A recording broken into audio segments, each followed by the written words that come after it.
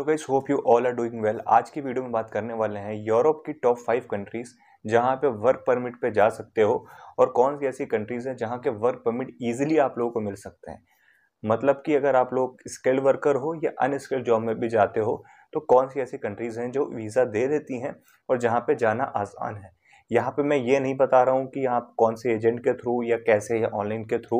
I am just talking about कि कौन सी ऐसी कंट्रीज हैं जो प्रोवाइड करती हैं जहाँ पे जाना आसान है, ताकि आप उन यूट्यूबर्स के या उन एजेंट्स के बहकावे में ना आए जो कि बोलते हैं कि आप फिनलैंड चले जाएं, अपने ऑस्ट्रेलिया चले जाएं, नॉर्वे चले जाएं, आप कनाडा चले जाएं, न्यूजीलैंड चले जाएं।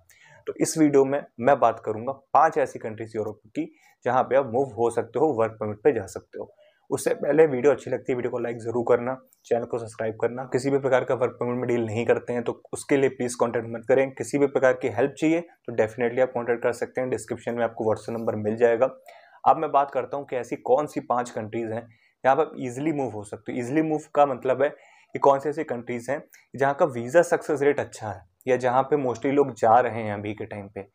तो अभी की सिचुएशन के हिसाब से अगर मैं पहले नंबर पे रखूं जो कि शेंगन में आती है कंट्री, वो आती है माल्टा।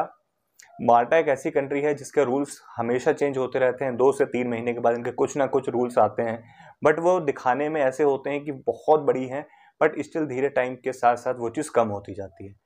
माल्टा का सक्सेस रेट अभी के हिसाब से अच्छा है।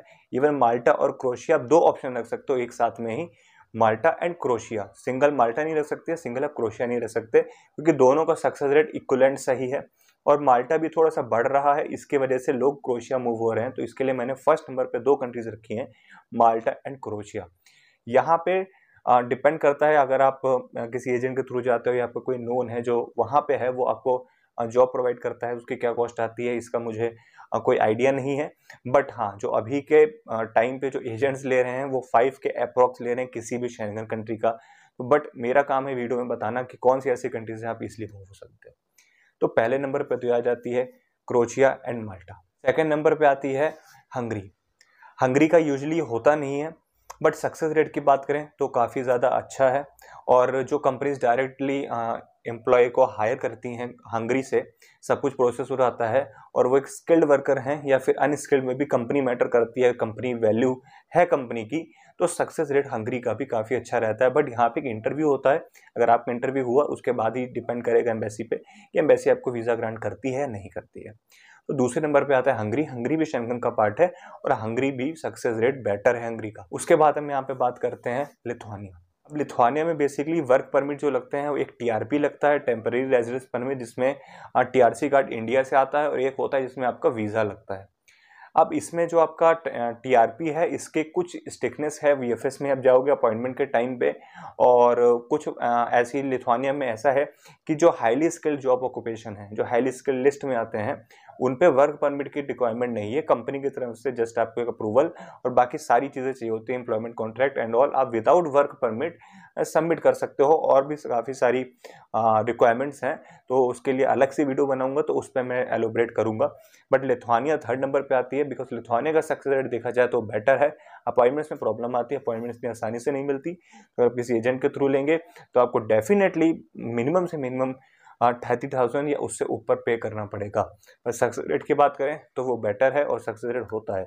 अब मैं इसलिए बोल रहा हूँ क्योंकि इससे अच्छा सक्सेस रेट ऐसी कोई कंट्री नहीं है जिसका हो, या ऐसी कोई कंट्री नहीं है जो वर्क परमिट प्रोवाइड करे, चाहे वो फ्रांस, जर्मनी, स्पेन या जैसी भी कंट्रीज़ हैं वो प्रोवाइड नहीं करती हैं, या करती भी हैं तो वो लोग जो ऑलरेडी वो उस कंट्री में हैं वो अपने फ्रेंड या रिलेटिव्स को बुला रहे हैं। बट यहाँ पे मेजोरिटी की बात कर रहा हूँ, इसके लिए वो कंट्रीज़ की मैं बात कर रहा हूँ जो मेजोरिटी जाते हैं लोग वहाँ पे। इसके बाद फोर्थ नंबर पे आता है रोमानिया एंड बुल्गारिया। अब बेसिकली ये शेंगन का पार्ट हो चुके हैं, तो अब इसको हम काउंट करते हैं शेंगन में। और काफ़ी टाइम से रोमानिया बंद था, बट अब शेंगन में जैसे ही आया इसके बाद प्रोसेस थोड़ा सा ईज हो जाएगा, और रोमानिया बुल्गारिया को 4 नंबर पे रखते हैं। प्रोसेस देखा जाए सक्सेस रेट पहले काफ़ी अच्छा था जब शेंगन में नहीं था, बट अब शेंगन के आने के बाद कुछ नहीं पता इसका प्रोसेस कैसा रहता है, इसका सक्सेस रेट कैसा रहता है।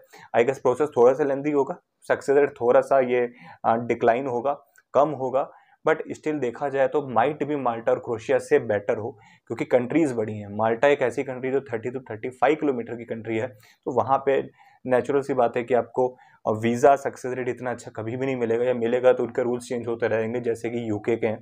यूके बेसिकली जब स्टडी वीज़ा प्रोवाइड करता है तो वो पुराने जो स्टूडेंट्स होते हैं या पुराने जो वर्कर्स होते हैं या तो उनको जॉब नहीं मिल पाती, उनका वर्क परमिट एक्सटेंड नहीं होता, या उनको वहाँ से डिपोर्ट करता रहता है। डिपोर्ट इन द सेंस उनका वर्क परमिट एक्सटेंड ही नहीं करते, या तो वर्कर्स इलीगल हो जाते हैं या वो अपनी कंट्री या किसी अनदर कंट्री माइग्रेट करते हैं, मूव हो जाते हैं। ऐसा ही होता है माल्टा में भी। रोमानिया बुल्गारिया एक अच्छा ऑप्शन है। जब भी इनका प्रोसेस स्टार्ट होगा, बुल्गारिया का भी प्रोसेस हो रहा है आई गेस, तो बुल्गारिया का सक्सेस रेट बात करें, रोमानिया का सक्सेस रेट बात करें, काफ़ी बेटर है। रोमानिया की तरफ एक तरफ सोच सकते हो। 5वें नंबर पे रखा है इटली। इटली में बेसिकली कम होता है, बट होता है, सीजनल निकलती हैं। तो जो नोन आपके वहाँ पे हैं या जो एजेंट्स बन के बैठे हैं इटली में, वो प्रोवाइड करते हैं, वो या तो डील करते हैं, जो भी सारा प्रोसेस होता है। इटली का फिलहाल सक्सेस रेट बेटर है। मोस्टली जो होता है पंजाब हरियाणा के लोग पे करते हैं इतनी कॉस्ट और वो जाते हैं। और जहाँ तक मुझे आइडिया है, सुना है, कॉस्ट मोर देन 10 लाख जाती है इटली की अगर हम बात करें। सीजनल में कम होती है, नॉन सीजनल की मैं बात कर रहा हूँ यहाँ पे, बट सक्सेस रेट बेटर है इन कंट्रीज से। तो मैंने स्टेप बाय स्टेप बताया है कौन सी कंट्रीज का कैसा है, कौन सी कंट्रीज का प्रोसेस लेंदी है, किसके अपॉइंटमेंट में प्रॉब्लम है। माल्टा के अपॉइंटमेंट में प्रॉब्लम नहीं है, क्रोएशिया के अपॉइंटमेंट के इतनी ज़्यादा प्रॉब्लम नहीं है। सबसे ईजी जो अपॉइंटमेंट है वो माल्टा की है। हंगरी के में थोड़ी सी प्रॉब्लम है, लिथुआनिया की में थोड़ी सी प्रॉब्लम है। आने की अपॉइंटमेंट 5 to 6 मंथ्स के बाद की मिल रही थी अगर पहले की बात करें, बट अभी कुछ चेंजेस आएंगे तो उसके बाद अभी नहीं कह सकते कि क्या प्रॉब्लम आएगी या क्या प्रॉब्लम नहीं आएगी। माइट भी अपॉइंटमेंट थोड़ा सा आसान हो जाए, बट देखा जाए तो सबसे जो ज़्यादा दिक्कत थी वो पोलैंड की थी अपॉइंटमेंट लेने में, और इटली की भी ओपन होती थी तो मिल जाती थी। सो आई होप ये ऑप्शंस जो मैंने बताए हैं ये वीज़ा सक्सेस रेट के वाइज से बताए हैं कि किसका सक्सेस रेट बेटर है, और उसको नंबर वाइज मैंने आपको एलोबरेट किया है, बताया उसके बारे में। हम किसी भी प्रकार का वर्क परमिट नहीं प्रोवाइड करते तो उसके लिए कॉन्टैक्ट मत करें। कुछ भी हेल्प चाहिए डिस्क्रिप्शन में व्हाट्सएप नंबर आप कॉन्टैक्ट कर सकते हो। और किसी भी यूट्यूबर, किसी भी एजेंट के बहकावे में ना आए, चाहे वो न्यूजीलैंड, कनाडा, ऑस्ट्रेलिया, फिनलैंड, जो फेक इन्फॉर्मेशन प्रोवाइड करके आपको अपने बहकावे में लाते हैं, झांसे में लाते हैं और आपका पैसा वेस्ट कराते हैं, टाइम वेस्ट कराते हैं, उन चीज़ों से बच करें।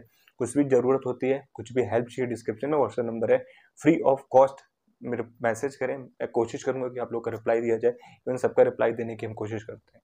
आगे मिलते हैं ऐसी इंटरेस्टिंग इन्फॉर्मेशन के साथ नेक्स्ट वीडियो में।